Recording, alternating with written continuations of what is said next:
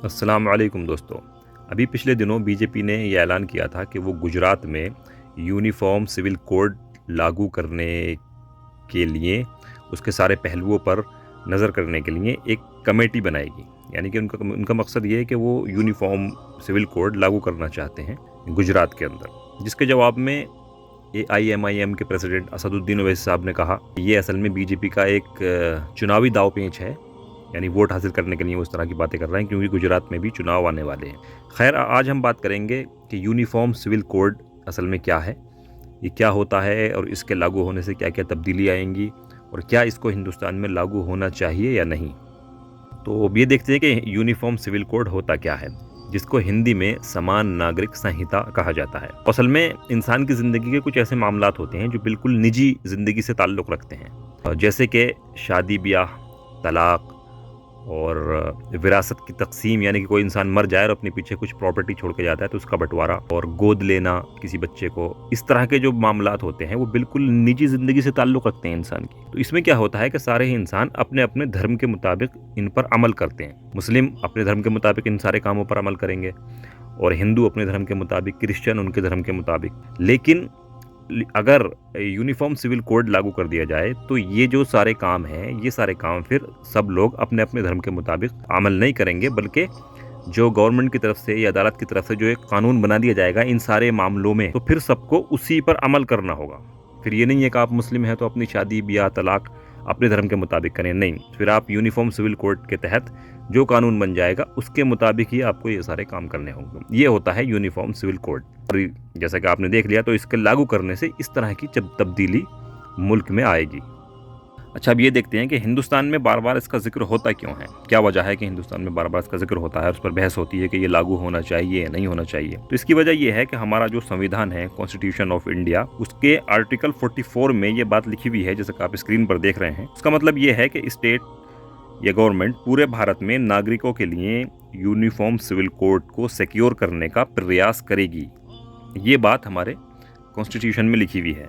यही वजह है कि बार बार इसका जो है जिक्र होता रहता है और इस पर बहस होती रहती है कि होना चाहिए या नहीं होना चाहिए। लेकिन अभी तक ये हुआ नहीं है। कॉन्स्टिट्यूशन हमारा 1950 में लिखने के बाद लागू हो गया था, लेकिन अभी तक ये यूनिफॉर्म सिविल कोड लागू नहीं हुआ। तो अब इस पर बात करते हैं कि क्या ये हिंदुस्तान में लागू होना चाहिए या नहीं। तो हमारी राय में ये हिंदुस्तान में लागू नहीं होना चाहिए। इसकी क्या वजूहात हैं, इस पर हम अब अलग कुछ पहलुओं पर इसके नज़र करेंगे। तो सबसे पहले हम ये बताते हैं कि हिंदुस्तान के संविधान में ही आर्टिकल 44 की मुखालफत जो है वो आर्टिकल 25 में मौजूद है। आर्टिकल 25 इसकी मुखालफत करता है। आर्टिकल 25, जैसे कि आप देख रहे हैं, इसके मुताबिक हर इंसान को अपने धर्म पर अमल करने की और उसका प्रचार करने की, उसको मानने की पूरी तरह से आज़ादी है। तो जब आर्टिकल 25 ही जो है हर इंसान को उसके धर्म पे अमल करने की और प्रचार करने की, मानने की आज़ादी देता है, तो आर्टिकल 44 कैसे उसको जो है उनकी इस आज़ादी को छीन सकता है। इन दोनों बातों में कॉन्ट्रडिक्शन है। तो लिहाजा ये एक पॉइंट है। अच्छा, इसमें एक बात गौर करने की यह है कि आप जब अपने संविधान को पढ़ेंगे तो उसमें जो है अलग अलग चैप्टर्स या अलग अलग पार्ट्स हैं। तो ये जो आर्टिकल 44 है जिसमें UCC यानी यूनिफॉर्म सिविल कोड की बात की गई है, वो जिस चैप्टर के तहत आता है उसका नाम है directive principles of state policy.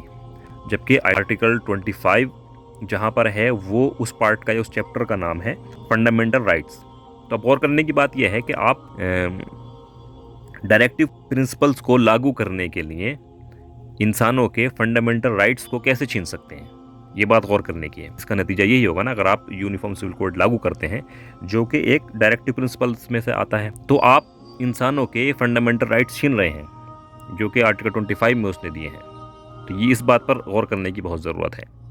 अब हम ये देखते हैं कि कुछ हमारे देश की जो महान हस्तियाँ गुजरी हैं, बड़े बड़े लोग, उन्होंने इसके बारे में क्या कहा है। सबसे पहले 1956 में पंडित जवाहरलाल नेहरू जी ने इसके बारे में ये कहा था, UCC के बारे में, कि मैं नहीं समझता कि वो वक्त आ गया है कि मैं इसको तकमील तक पहुंचाऊं, यानी अभी इसका वक्त नहीं है। और यही बात जो है ना, कुछ जो हमारे दानिश्वर हैं उनकी तरफ से यही बात की जाती है कि ये इसका लागू करना तभी उचित है जब हिंदुस्तान की आवाम इसके लिए राज़ी हो जाए, ख़ुद वो सब ये मानने, इसको एक्सेप्ट कर लें और वो राज़ी हों कि हाँ हम इसको एक्सेप्ट करते हैं। लेकिन अगर बहुत सारे लोग इसकी मुखालफत कर रहे हैं, इसके अगेंस्ट हैं, तो इसको लागू नहीं किया जाना चाहिए। क्योंकि ये डायरेक्टिव प्रिंसिपल्स के अंदर आता है, यानी कि रहनुमा उसूल। इसी तरह की बातें फिर इंदिरा गांधी जी और पीवी नरसिम्हा राव जी ने भी कही थी। इसी तरह से गुरु गोवालकर साहब, उनको कौन नहीं जानता, उनका एक इंटरव्यू शाया हुआ था ऑर्गेनाइजर वीकली में 26 अगस्त 1972 को। तो उनसे सवाल करने वाले ने सवाल किया कि क्या आप नहीं सोचते या आपको नहीं लगता कि यूनिफॉर्म सिविल कोड जो है वो ज़रूरी है नेशनलिज्म को प्रोमोट करने के लिए? उन्होंने जवाब में कहा आई डोंट, यानी कि मैं ऐसा नहीं सोचता। और ये आपको या और बहुत से दूसरों को सरप्राइज़ कर सकता है, लेकिन ये मेरा ओपिनियन है और मैं सच ही बोलूँगा जैसा कि मैं उसको देखता हूँ। तो ये बात गुरु गोवालकर साहब ने कही। तो जब उन्होंने यूसीसी के बारे में इस तरह की अपनी राय दी गुरु गोवालकर साहब ने, तो उनसे फिर कहा गया कि भाई ये तो हमारे कॉन्स्टिट्यूशन में, संविधान में लिखा हुआ है। तो उन्होंने कहा कि कोई चीज़ सिर्फ इसलिए ज़रूरी नहीं हो जाती कि वो हमारे संविधान में लिखी हो। बहरहाल हमारा जो संविधान है वो कुछ विदेशी संविधानों का मिक्सचर है, उस पर उनका कुछ असर है। इस तरह की बात उन्होंने कही। तो इस तरह की बातों से जाहिर हो जाता है कि इसका क्या स्टेटस है, ये किस वजह से क्यों लागू नहीं होना चाहिए। बहरहाल ये हमारी राय है, इस पर आपकी क्या राय है आप इस पर कमेंट करके बता सकते हैं। और वीडियो पसंद आए तो चैनल को सब्सक्राइब करना ना भूलें। धन्यवाद।